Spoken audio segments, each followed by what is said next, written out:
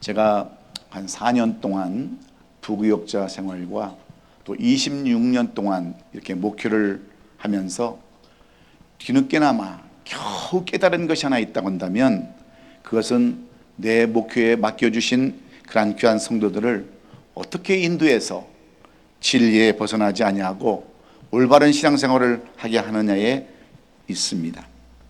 하나님께서 저희 교회로 인도해 주신 귀한 성도님들 한 분 한 분을 낙오하지 않게 하고 모두 다 구원받고 천국에 가는 것에 목적이 있음을 깨달았다 하는 그러한 말입니다.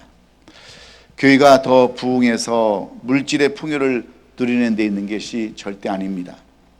교회가 성장해서 큰 교회라고 소문나고 남들로부터 인정받는 그런 것을 원하는 것도 아니에요. 어떻게 하면 이곳에 남아있는 성도들 한 분 한 분을 하늘나라까지 그 소망을 가지고 진정한 행복을 누릴 수 있는 참된 신앙으로 살아갈 수 있을까 하는 것 위에는 더 이상 관심도 어떤 기대도 없습니다. 그래서 저는 성도들의 눈치를 보고 좋은 말, 위로의 말, 어떤 그런 말, 그런 설교를 하고 싶지 않아요. 제가 사랑이 없어서 그런 게 아니고 제가 여러분의 눈치를 모르고 사정을 몰라서 그런 게 아니에요. 얼마든지 저도 여러분에게 여러분 비유를 마치고 뭐 희망과 소망과 이런 것을 얼마든지 설교할 수 있지만 지금 저는 그런 설교를 하고 싶지가 않습니다. 왜냐하면 때가 악하기 때문에 그래요. 이미 성경에서는요, 요한계시록에 내가 속히 오리라 하신 말씀을 5번이나 하셨기 때문에 그래요. 여러분 지금 세상이 얼마나 악한 세상입니까? 얼마나 여러분 지금 이 세상이 혼돈의 세상에 우리가 살아가고 있습니까? 그래서 저는 우리 주변에서 많은 사람들이 나 예수 믿습니다라고 이야기를 하지만 실제로 그 사람 삶 속에서 전혀 예수 그리스도가 나타나지 않는 사람들을 우리가 얼마나 많이 봅니까? 아니 멀리서 볼 것 없이 가까이서 내 자신을 보면 나는 예수 믿습니다라고 하고 내 삶 속에 예수 그리스도를 믿는 삶이 전혀 나타나지 않는 삶을 우리가 얼마나 여러분 보고 살아갑니까? 그래서 저는 오늘 이 말씀을 통해서 무엇을 말하고 싶냐면 내 믿음이 산 믿음인지 죽은 믿음인지 한번 살펴보기를 원하는 거예요. 여러분 지금 이 시대가 어떤 시대입니까? 죽은 믿음이 점점 확산되어 가고 있는 그러한 현실 속에서 지금 우리가 살아가고 있습니다. 산 믿음은 온데간데 없고요, 구원의 은혜를 값없이 여기고 단순한 지식적인 성향이나 또 형식적인 교회 출석만으로도 천국을 보장받는다고 하는 그러한 착각 가운데 살아가는 자칭 그리스도인이라는 사람들이 너무나도 많이 있기 때문에 그래요. 그래서 오늘 본문인 야고보서 2장은 우리에게 뭐라고 경고를 하고 있습니까? 뭐라고 경고하고 있어요? 행함이 없는 믿음은 그 자체가 죽은 것이라 그랬어요. 예? 행함이 없는 그 믿음은 그 자체가 죽은 것이라고 말씀하고 있고요, 마태복음 7장에서는 이렇게 말씀하고 있지 않습니까? 나더러 주여 주여 하는 자마다 다 천국에 들어갈 것이 아니요 다만 하늘에 계신 내 아버지의 뜻대로 행하는 자라야 들어갈 수 있다라고 이렇게 성경은 분명하게 우리에게 말씀해 주고 있기 때문입니다. 단순히 예수를 믿는다고 말하는 것으로 구원 얻는 것이 아니라 그 믿음의 실제로 내 삶에 드러나는 삶이 되어야 우리가 천국도 누릴 수 있고 구원도 누릴 수 있다고 하는 것이 오늘 야고보서가 우리에게 주시고자 하시는 그러한 내용들이에요. 그래서 우리는 죽은 믿음과 산 믿음을 우리가 정말 구분해서 복음의 능력으로 말미암아 산 믿음을 우리가 회복함으로 말미암아 우리가 다시 한번 기쁨 가운데 소망 가운데 살 수 있는 저와 여러분 될 수 있기를 주의 이름으로 축원합니다. 그런데 오늘 우리가 함께 교독한 이 본문의 말씀도 똑같은 말씀입니다. 오늘 이 본문의 말씀은 야고보는요, 예수님의 동생이자 예루살렘 교회의 지도자였던 야고보가 그 당시 유대인 출신인 그리스도인들에게 이 말씀을 전한 내용들이에요. 그는 유대인 출신의 그리스도인에게 이 편지를 쓰면서 그들의 믿음에 대하여 깊은 오해를 하고 있는 그들에 대해서 오늘 믿음이 무엇인가, 죽은 믿음이 무엇이고 산 믿음이 무엇인가에 대해서 오늘 자세하게 설명하는 내용이 오늘 이 본문 야고보서 2장의 내용들인데, 이 구원은 오직 믿음으로 말미암는다고 하는 사도 바울의 가르침에 대해서 이 유대 그리스도인들은 뭐라고 생각을 했냐면 이렇게 생각을 했습니다. 나는 믿음으로 구원을 받았으니 굳이 행위가 무슨 필요가 있느냐, 행위는 나와 상관할 바가 아니다, 믿음만 있으면 된다고 하는 그러한 이른바 값싼 은혜에 빠진 유대인들이 참 많이 있었습니다. 그래서 야고보서는 이런 믿음으로 신앙생활을 하고 있는 당시 유대인 그리스도인들에게 그것은 진정한 믿음이 아니고 살아있는 믿음이 아니라고 권면하는 그러한 내용들로 이 야고보서가 써져 있습니다.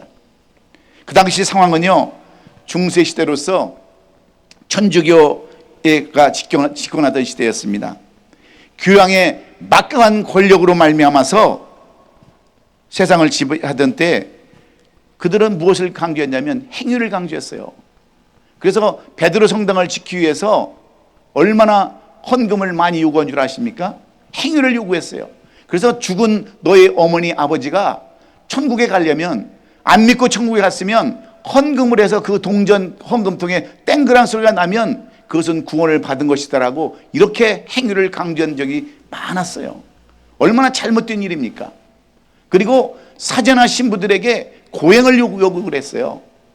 사제가 되었으면, 신부가 되었으면 금식을 해야 되고, 그 다음에 무릎으로 성당의 그 계단을 올라가는 그러한 고행을 해야 된다라고 이렇게 행위를 많이 주장을 했었습니다. 이것을 본 마틴 루터가 그렇게 해서 구원을 얻는다고 한다면, 행위로 구원을 얻는다고 한다면 우리가 못할 것이 뭐가 있느냐. 예수님은 절대로 우리로 행위를 보고 구원을 주신 것이 아니라 예수를 믿는 믿음으로 구원을 주신다라고 이야기하면서, 여러분, 마틴 루터가 종교개혁을 하지 않았습니까? 그런데 사람들은 착각을 하는 거예요. 행위로 구원을 얻는 것이 아니고 믿음으로 구원을 얻는 것은 분명히 맞는 이야기예요. 그런데 오늘 야고보는 또 왜 이런 얘기를 할까요? 여기에는 분명한 차원이 높은 그러한 말씀이 적혀져 있는 겁니다. 우리가 믿음으로 구원을 얻는 것은 분명히 맞지만, 우리가 그 믿음으로 예수를 믿었다고 한다면 우리의 삶에 반드시 변화가 있어야 된다는 거예요.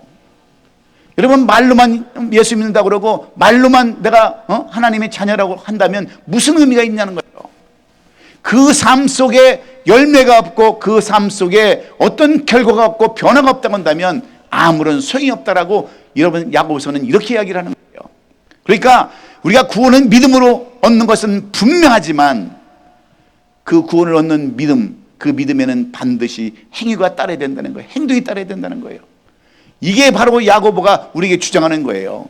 그러니까 믿음에는 반드시 변화가 있어야 한다는 것을 강조하는 내용을 우리가 알아야 되는데, 그 당시 유대인들, 그리스도들은 어떻게 생각했냐면, 그래, 우리가 구원으로 믿음으로 구원을 얻는데 굳이 행위가 무슨 소용이 있느냐, 행위는 그냥 아무렇게나 하고 죄도 짓고 그렇게 살면 되지 않느냐 하는 것이 그들의 삶이었기에 야고보는 그들을 향해서 오늘 이렇게 권면의 말씀, 책망하는 말씀으로 오늘 이 말씀을 쓰고 있는 거예요.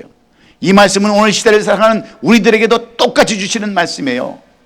우리가 입으로는 예수를 믿는다고 하면서, 그리고 주일날은 교회를 나간다고 하면서 얼마나 여러분 그리스도답지 못한 삶을 살아갈 때가 많이 있는 줄 아십니까? 안 그래요? 정말 그래서 여러분들이 교회 나오면 나는 정말 저 인간만 안 봤으면 살겠다, 저 인간만 교회 안 나오면 내가 이 교회에서 헌신하고 충성하겠다 하고 싶은 사람들이 얼마나 많이 있느냐는 거예요. 우리가 이런 것을 잘 알아야 되는데, 정말 죽은 믿음의 모습, 하나님의 명령과 뜻을 행하지 아니하는 오늘날의 성도를 책망하는 이 말씀 속에서 오늘 한마디로 표현하면 무슨 말씀입니까? 너희가 예수를 믿는다면 세상 사람들과는 좀 더 다른 면이 있어야 되는데 너희에게 예수 믿는 모습이 드러나지 않는다. 믿는다고 하면서 그 믿음이 합당한 삶과 행함이 없는 그 믿음은 죽은 믿음이다, 잘못된 신앙이라고 이렇게 꼬집어서 우리에게 이야기하고 있는 거예요. 그러면서 오늘 14절에서 뭐라고 얘기합니까? 형제들아, 만일 사람이 믿음이 있느라 하고 행함이 없으면 무슨 유익이 있으리요? 그 믿음이 등이 자기를 구원할 수 있겠느냐? 이렇게 묻지 않습니까? 그러니까 우리가 믿음으로 구원을 받는 건 확실하지만 그 믿음 가운데 변화가 없고 그 믿음 가운데서 나타나는 어떤 행함이 없다면 다 거짓말이라는 거예요. 잘못된 삶을 살고 있다고 하는 것이 야고보가 주장하는 그런 내용들입니다. 그래서 참된 믿음은 반드시 행동으로 나타내야 된다는 거예요. 반드시 변화된 모습이 있어야 된다라고 강조하는데, 그렇다면 죽은 믿음이 아닌 산 믿음으로 살아가기 위해서 우리는 어떤 신앙생활을 해야 되는 것일까요? 오늘 이것이 핵심의 내용입니다. 첫째는요, 입으로만 떠드는 신앙에서 떠나야 한다는 거예요. 입으로만 주여 주여 하고 입으로만 예수 그리스도인이라고 한다고 하는 이 입으로 떠드는 신앙에서 떠나야 한다는 겁니다. 오늘 본문 17절에서 이렇게 말씀하고 있지 않습니까? 이와 같이 행함이 없는 믿음은 그 자체가 죽은 것이라고 그랬어요. 죽은 믿음의 특징 하나가, 여러분, 말은 믿는다 하면서 실제로는요, 올바른 믿음으로 살아가지 못하기에 죽은 믿음과 똑같다는 것입니다. 죄를 미워하지 않고 반복적으로 죄를 지으면서 예배를 드리지만 삶에서 하나님이 없는 것처럼 산다는 거예요. 믿음에 대한 지식은 있지만 사랑도 없고 순종도 없고 따르는 어떤 실제로 나타나는 열매가 없다고 하는 것과 똑같습니다. 그렇습니다. 이런 삶이 바로 입으로만 떠벌리는 그러한 죽은 사람들의 모습입니다. 마치 신앙의 식물인갈로 살아가는 것과 똑같아요. 육신은 살아있는데 영과 혼이 없어서 마치 산소호흡기를 꽂고 있는 식물인간, 그것이 여러분 죽은 인생 아닙니까? 신앙생활도 똑같은 거예요. 육신은 살아있는데 영과 혼이 빠져서 식물인과 같이 살아가는 그런 사람들이 마치 죽은 사람과 똑같다고 하는 것입니다. 그래서 죽은 믿음은 결국 하나님 앞에서도 인정받지 못할 뿐만 아니라 구원의 능력도 가지지 못한다고 하는 것을 야고보서는 분명하게 우리에게 선언하고 있는 것입니다. 그것은 종교적인 껍데기 신앙이며 복음의 본질을 왜곡하는 것이기 때문에 그렇습니다. 그래서 하나님께서는 야고보 사도를 통해서 입으로 인도하면서 실제로 살면은 변화가 없고 하나님의 말씀을 안다고 하지만 실천하지 않는 사람들을 향해서 2장 14절에서 뭐라고 얘기합니까? 내 형제들아, 만일 사람이 믿음이 있노라 하고 행함이 없으면 무슨 유익이 있으리요? 그 믿음이 자기를 구원하겠느냐? 구원 못한다, 이런 말과 똑같은 말이라는 말입니다. 이 말씀은 즉 선한 행위를 통해서 우리가 구원을 받는다는 그런 말이 아니에요. 에베소 2장 8절로 9절에 분명히 이렇게 말씀하셨기 때문입니다. 너희는 그 은혜에 의하여 이 믿음으로 말미암아 구원을 받았으니 이것은 너에게서 난 것이 아니요 하나님의 선물이라. 행에서 난 것이 아니니 이는 누구든지 자랑치 못하게 함이라 분명히 말씀해 주셨어요. 구원은 하나님의 은혜요 선물로서 예수 그리스도를 나의 구세주로 믿기만 하면 받는 것이 여러분 구원인 줄로 믿습니다. 행위로 구원을 얻는 것이 아니에요. 그렇다면 야고보가 말하는 행함이 없는 믿음, 즉 죽은 믿음, 헛된 믿음은 구원을 못 친다고 말은 무슨 말일까요? 네? 헛된 믿음, 이 구원, 행함이 없는 믿음으로 구원 받지 못한다는 것은 분명히 아까도 말씀드렸지만 그 삶 속에서 열매가 나타나야 된다는 거예요. 열매 없는 그러한 삶은 다 입으로만 하는 거예요. 입으로만. 믿습니까?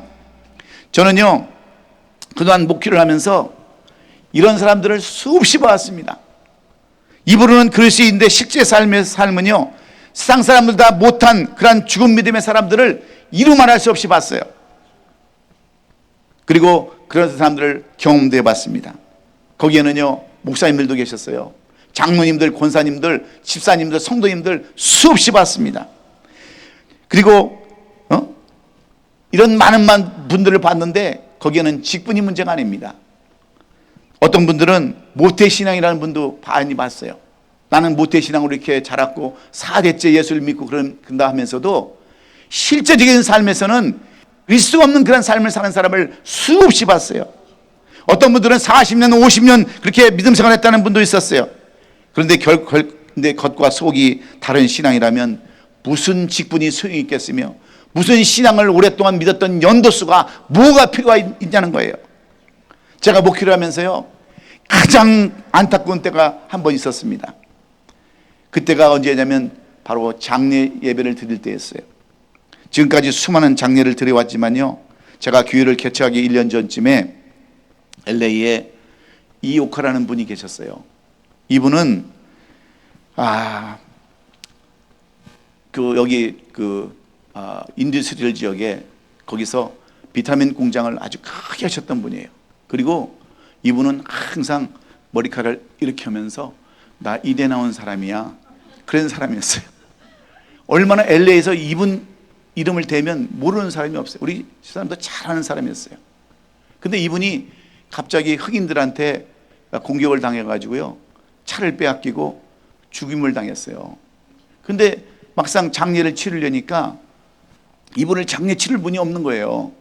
저는 그때 부기역자로, 부목사로 일하고 있을 때인데 그 아는 지인분들이 저를 불러서 이분 장례식을 좀 해달라고 해서 제가 LA에 있는 그 장의사에서 장례식을 치러줬어요. 근데 이분이 얼마나 유명했냐면 이분은 리라국민학교 유치원부터 이대 대학원까지 나오신 유명한 분이에요. 그리고 누가 뭐 방송이기 때문에 그분에 대해서 자세한 호구 조사를 안 하겠지만 여하튼 유명한 분이라서 미국 TV에서까지 다 미국 뭐 채널 5, 채널 7, 채널 9 한국 방송들 다 나와서 제가 장례에 집전하는 것을 취재해 갔다니까요. 제가 이렇게 거지같이 목회를 하지만 그래도 TV에 나왔던 사람이니까요. 그분을 장례를 치르는데 이분이요, 예수만 얘기만 하면 아주 화를 냈어요. 초등학교 때부터 유치원 때부터 대학원까지 크리스천 스쿨을 다닌 사람이 여러분 왜 그런 줄 아세요?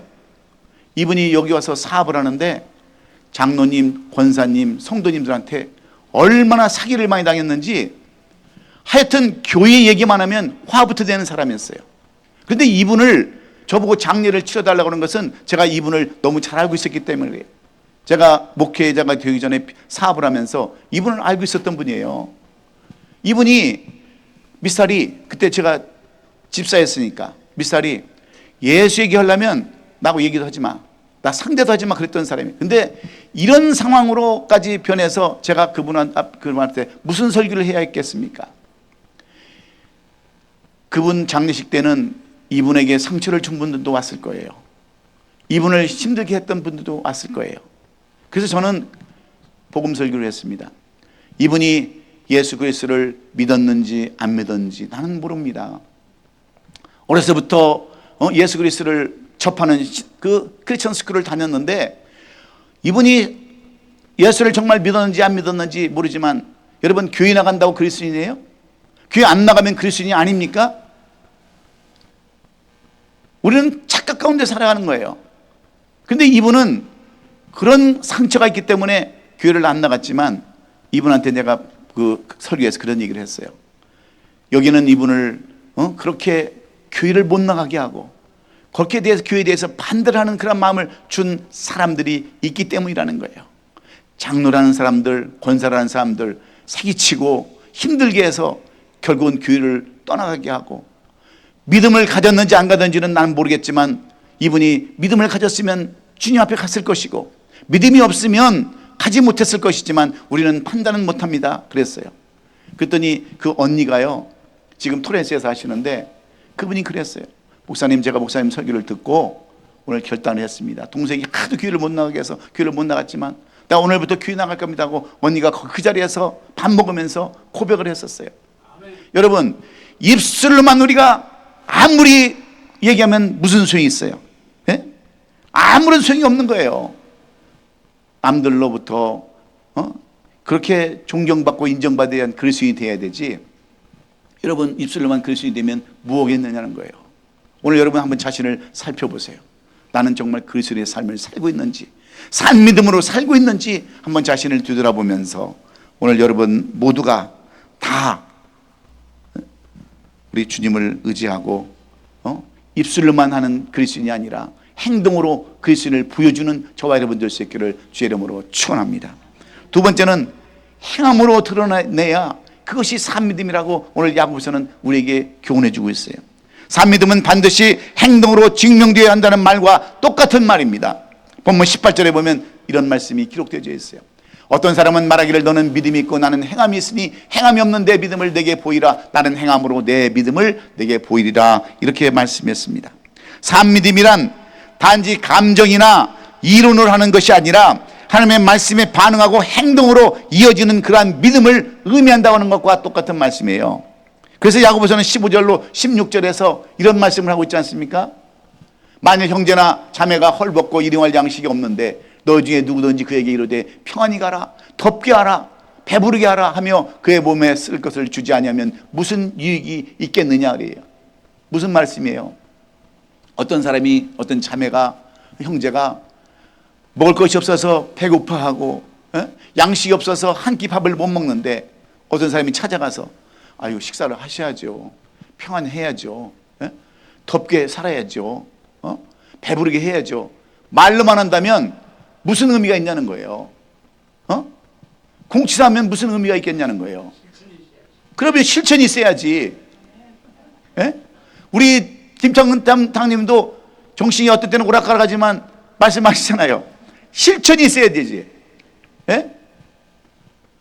어떤 때 우리 장로님 가면요, 추리닝만 입고 있어요. 그리고 왔다 갔다 복도 갔다 왔다 하시면서 장로님 교회 가셔야죠. 그럼 어이구 빨리 가야지. 그리고 권사님 빨리 보러 가셔야죠. 그러면 얼른 따라오세요. 얼른 따라오세요. 얼른 실천하려고. 그게 실천 아닙니까? 여러분, 실천 없는 그러한 삶이 무슨 의미가 있냐는 거예요. 무슨 삶? 남을 불쌍히 여기면 무슨 소용이 있습니까? 우리 오늘 오신 두 분들처럼 실천하려고 여기까지 오신 거 아니겠어요? 예? 그게 진실한 그리스도인들이죠. 그게 진실한 산 믿음의 사람들이지. 말로는 우리가 뭘 못합니까? 말로는 얼마든지 우리 공치할 수 있어요. 편하셔야죠. 배부르게 사셔야죠. 왜 못합니까? 많은 사람들이 저는 큰 교회에 대한 그런 어떤 게 없어요. 무슨 트라우마 이런 거 없어요. 거기 부러운 것도 하나도 없어요. 많은 사람들이 큰 교회 나가면 아주 그냥 자기가 뭔가 된 것처럼 생각을 해. 큰 교회를 하나님이 부르시면 큰 교회를 가서 뭘 해야 되겠습니까? 더 봉사하고 더 헌신해야 되지 않겠어요? 큰 교회에서 뭘 나타내려고? 이런 거 들고 다니려고요? 비 오면 가슴에다가 집어넣고 다니는 그런 거 들고 다니려고요? 제가 노력에서 목회를 할 때 우리 교회에 정말 거지처럼 살던 집사님들이 있었어요. 교회 와서 갑자기 부자가 돼갖고 찰스 슈에네저가 그 사람이 타던 3년 된 차를, 우리 장로님은 너무 잘 아셔, 3년 된 벤츠 550을 타고 어느 날 교회에 들어왔어요. 그러니까 그 사람이 리스가 끝난 그거를 캐시로 주고 사가지고 타고 왔어요. 얼마나 의시되고 그랬는지 나중에는 교회를 안 나오는 거야. 큰 교회가 안 되는 거야. 수준이 안 맞아가지고. 그게 산 믿음의 사람들입니까? 그게 산 믿음의 사람들이. 여러분, 입으로만 행동하는 것 아무 소용이 없다는 거예요. 비록 작은 교회라 할지라도 서로 돕고 사랑하고 섬기고, 여러분 여기에 우리 그리스도인의 행복이 있는 줄로 믿습니다. 행복의 노래만 부르는 것에 끝나는 것이 아니라 여기서 진정한 행복을 우리가 누려야 줄 줄로 믿어요. 이 땅에는 수많은 교인들이 있지만요, 실제적으로 삶을 나누고 사는 사람들이 우리 교회도 많이 있어요. 내가 넉넉해서 그런 것이 아니라, 여러분 우리가 콩 한 조각을 먹어도 우리가 맛으로 먹습니까? 콩 한 조각을 나누는 나누는 그런 행복으로 나눠 먹는 거 아니에요. 얼마나 우리의 삶이 힘들어요. 그래도 뭔가 좀 해보겠다고 집에서 잡채 만들어 오고, 집에서 담아 오고, 오이소배기도 만들어 오고, 뭣도 만들어 오고, 그런 거 아니겠어요? 그래요, 안 그래요? 입으로 오는 게 아니란 거예요. 행동으로 나타나야 되는데, 여러분 우리들은 그렇지 못하다는 거예요. 우리가 계시록 3장 1절에 보면요, 이런 말씀이 기록되어 있습니다. 사제에게 편지하라. 하나님의 7영과 7뼈를 가지신 이가 이로써 내 행위를 아노니 내가 살았다는 이름은 가졌으나 죽은 자로다. 사대교회의 이름의 뜻이 무엇인 줄 아십니까? 새로운 곳이라는 뜻이에요. 그런데 사대교회는 이름은 살았다는 이름을 가졌지만 이름이 죽었다는 거예요. 행동하는 게 없다는 거예요. 여러분 우리 교회가 어떤 교회예요? 사대교회입니까? 아름다운 교회예요. 아름다운 교회. 여러분 어느 시골에 조그마한 마트에 앞에다가 개조심이라고 써놨대요. 개조심이라고. 그 사람들이 아니 이 집은 왜 개조심이라고 써놨지 마트 앞에다가. 근데 보니까 개가요, 개조심하게 되면 우리는 대부분 어떤 개를 생각해요? 사랑한 개, 짖는 개, 막 무는 개를 생각하는데 이 개가 그 문 앞에 자빠져 있는 거예요. 늙은 개가 자빠져 가지고 있으니까 거기다가 개조심이라 쓰는 거예요.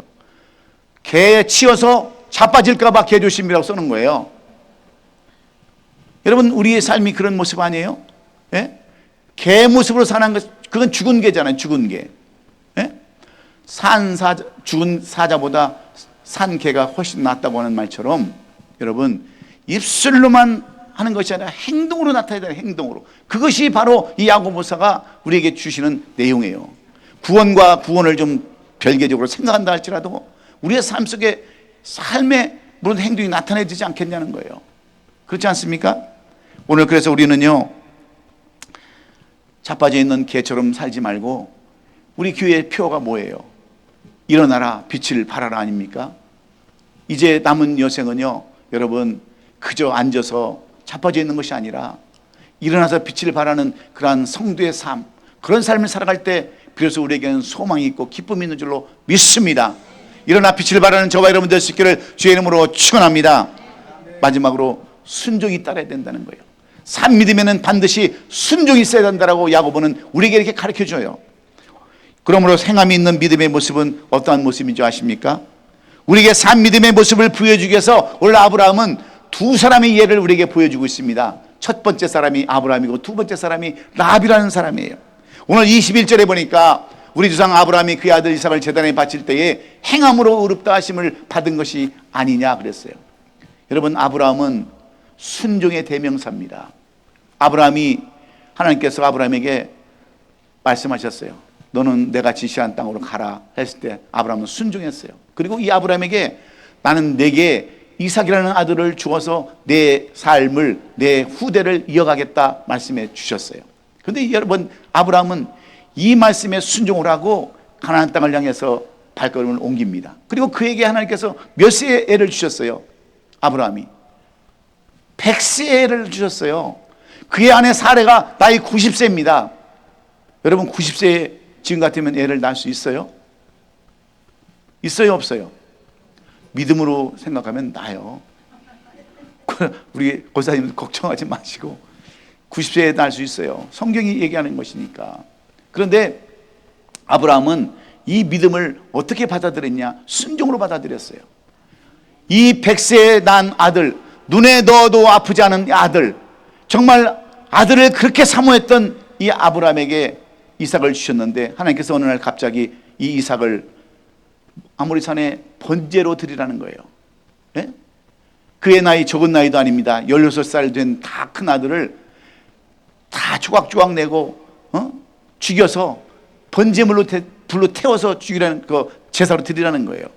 그때 아브라함이 어떻게 한 줄 아십니까? 아침 일찍 일어나서 등에 나무를 지고 새벽같이 일어나서 그 산을 향해서 여러분 가지 않습니까? 그리고 그 제단 위에다가 이 아브라함을 결박시키고 죽이려 할 때 하나님께서 그때서 아브라함아 아브라함아 그 아들에게 손을 대지 마라. 내가 비로소 이제야 내 마음을 알았다. 내 순종을 알았다. 이렇게 말씀하시면서 여러분 더 옆에 준비한 순양을 준비했다라고 여호와 이레 하나님을 보여주지 않았습니까? 여러분, 순종이 제사보다 나은 거예요. 순종이. 순종 없이 어떻게 여러분 산 믿음으로 살 수 있습니까? 제가 한 가지만 제 삶에 대한 예화를 드리고요, 말씀을 마칠까 합니다. 저는 교역자 생활을 할 때 사실 저는 원래 목회자를 하려고 생각을 한 번도 해본 적이 없어요. 그냥 내가 좀 어느 정도 삶이 좀 되고 그러면 나는 선교사로, 자비당 선교사로 가겠다고 이렇게 생각을 했던 사람인데 어떻게 그냥 제가 전도사가 돼가지고요 그 사역을 하게 되는데 이 전도 사역이 얼마나 힘든지 몰라요. 그 당시 우리 제 본교회는요 월급도 제대로 안 줬어요. 월급을 3개월마다 한 번씩 이렇게 주는데 그것도 밀려주고 바운스 나고 막 그랬어요. 그래가지고 이게 도대체 무언 짓들을 하는 것인가 하고, 그런데 일은 또 얼마나 많이 시키는지 몰라요. 누구 큰 일을 많이 하니까 선교지에 많은 사람들 이렇게 보내고 그러니까요. 일도 엄청나게 시킵니다. 누구 데려다 줘라, 누구 데려와라, 뭐 누구 공항 가서 누구 픽업해 와라. 이걸 전부 다 전도사들 아니면 부목사한테 시키는 거예요. 근데 저는요, 제가 딱 생각을 했어요. 사람에게 순종하지 못하면 어떻게 하나님 앞에 순종할 수 있는가? 저는 그렇게 생각을 했어요. 그런데 어느 날 갑자기 선교부에서 우리 이제 내가 지금까지 중국 선교사를 꽤 오랫동안 중국 선교를 했는데 우리 박성직 선교사님이 저한테 목사님 저 토렌스 좀 갔다 저 팔로스 버디스를 좀 갔다 와야 되겠습니다 그러는 거예요. 그래서 아니 왜요? 다른 사람들도 많을 텐데 그랬더니 아니 전부 다 멀다고 안 가고 뭐 시간 없다고 안 가고 그러는데 목사님밖에 내가 전화할 데가 없어서 내가 목사님한테 전화했습니다 하고 저한테 하는데 그 루마니아에서 온 세르기아 목사님이라는 분이 오셨어요. 선교사로. 그런데 이분을 저 팔로스 버디스까지 데려다 주라는 거예요. 저도 속으로는 좀 다른 사람 보내지 하필 또 나야 하고 그런데 마음속에 순종이 제사보다 낫지 하고 이분을 데리고 그 팔로스 버스까지 데려다 주고 갔어요. 갔는데 거기 안에서요 어떤 저보다 키가 한 1m 한 90은 되는 것 같아. 거정한 어떤 하얀 할아버지가 딱 나오면서 손을 딱 내밀고 그러는 거예요. I am 리차드 범브란트 그러는 거예요. 제가 뭐 리차드 범브란트가 무슨 뭐 범새끼인지 호랑이 새끼인지 제가 어떻게 알아요? 근데 이분이시더라고. 이분이 딱 나오면서 자기가 리차드 범브란트래. 그러면서 이 책을요 하나님의 지하운동이라고 그래가지고 에어플 2일 1996년 팔로스 버디스라고 써있죠. 이분이 저한테가 사인을 딱딱 해주더니 저한테 이 책을 딱 주시는 거예요. 이분이 어떤 분인 줄 아세요? 14년 동안 루마니아에서 그 공산당 치하에서 엄청나게 감옥에 갇혀서 수없이 고문을 당한 사람이에요. 그러면서도 이 사람은 감옥에서 전도를 하고요 하나님의 말씀을 그렇게 전하려고 애썼던 사람이에요. 그래서 이 루마니아 사람들에게는 이 리차드 범프란트 사람이 성자와 같은 사람이에요. 성자와 같은 사람. 제가 이분을 만날 줄을 어떻게 알았어요? 이분이 들어오라고 하더니 손이요 딱 덮으니까 이 모가지까지 오더라고. 손가락이 얼마나 큰지. 그러면서 저한테 안수기도를 해주시는 거예요. 이 젊은 청년을 하나님 축복해 주시되 엄청난 축복을 해주시고 이 땅을 변화시키는 하나님의 종으로 쓰게 해달라고 저분한테 내가 안수기를 받았다니까요. 그러면서 이 책을 이 하나님의 지하운동이라는 이 책을요 제가 지금 갑오처럼 여기고 있어요. 옛날에는 사람들이 책 그러면 목사님들 서재는 책이 많은 게 무슨 벼슬처럼 느껴졌는데 지금은 책이 왼수 아닙니까? 다 갖다 버려도 시원찮은 게 책인데 제가 이 책만큼은 신주단지 모시고 다시 살아요. 그래서 여기에 그렇게 지금 써 있어요. 저렇게 4월 2일 날 1996년도 나한테 써준 저분. 그러면서 내가 교회에 와서 이 얘기를 했어요. 제가 리차드 범브란트라는 사람을 만났는데 그 세르기아 목사님의 삼촌이시더라. 삼촌인데 이분을 데려다 모셔준 거 하나 때문에 내가 이렇게 축복을 받았다고 그러니까 전사님들 목사님들 땅을 치면서 그분 좀 한번 만나봤으면 평생 소원이 없다고. 뭐 지나가면 다 뭐 지나간 기차 아니겠어요? 예? 지나간 다 끝이 아니겠습니까? 근데 이분이 2001년도 팔로스 버디스에서요 돌아가셨는데 이분을 후원하던 미국 단체들이 이분 마지막 생애를 아름답게 살기 위해서 그 팔로스 버디스 그 바닷가 옆에다가 저택을 사줘가지고 거기서 편히 살다가 거기서 2001년도 소천하셨다고 이렇게 들었어요. 여러분 순종이 제사보다 훨씬 난 거예요. 아무리 우리가 살았다고 그러고 그리스도인이라고 얘기하지만 순종 없는 그러한 삶은 여러분 아무래도 의미가 없는 겁니다. 오늘 말씀이 좀 길어졌지만 여러분 우리의 나의 믿음이 죽은 믿음인지 산 믿음인지 한번 점검해보는 시간 되기를 간절히 원합니다. 입술로만 떠드는 신앙이 아닌 자신지 한번 우리 자신 한번 뒤돌아봐야 돼요. 복음의 능력으로 예수님의 마음을 주인으로 모시고 말씀에 순종하는 삶을 여러분 한번 시작해 보세요. 작지만 구체적으로 여러분 순종을 한번 실천해 보세요. 우리의 삶이 변화되는 놀라운 역사가 있을 줄로 믿습니다. 물론 우리는 믿음으로 구원을 얻어요. 그러나 우리의 삶 가운데 변화된 것이 없다고 한다면 여러분 우리는 천국 못 갑니다. 변화되지 않았는데 어떻게 천국 가겠어요? 예? 변화되지 않았는데 여러분 구원을 어떻게 받겠어요?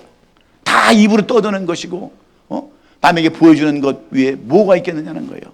그러면 우리의 삶 속에서도 이제는 실천하는 삶을 살아야 되는 줄로 믿습니다. 예? 입으로만 예수 믿는다고 그러지 말고 정말 불쌍한 이웃을 위해서는 기도도 하고요, 나눠줄 거 있으면 나눠주고, 가지고 갈 것 아니잖아요. 예? 들고 갈 거 아니지 않습니까? 여러분, 행동으로 보이고 아주 말씀으로 순종해서 주님이 가장 기뻐하시는 성도로, 그리고 구원의 그 반열에 떨어지지 않는, 빠지지 않는 저는 우리 성도들이 되기를 간절히 원해요. 뭐 얼마든지 좋은 설교, 얼마든지 여러분의 비유를 맞추는 설교할 수 있지만 여러분, 이것처럼 중요한 것이 어디 있겠습니까? 구원을 놓치면 아무 소용이 없어요. 천국 못 가면 여지껏 우리의 신앙 다 끝입니다. 안 그래요? 이것이 중요한 거예요. 그러므로 오늘 이 야고보서가 우리에게 주시는 이 교훈의 말씀, 입술로만 떠들지 마시고 직접 행함으로 보여주시고 순종함으로 나감으로 말미암아 우리 모든 성도들이 한 사람도 낙오되지 않냐고 구원을 이루는 우리 아름다운 교회 성도들이 될 수 있기를 예수님의 이름으로 축원합니다. 기도하겠습니다.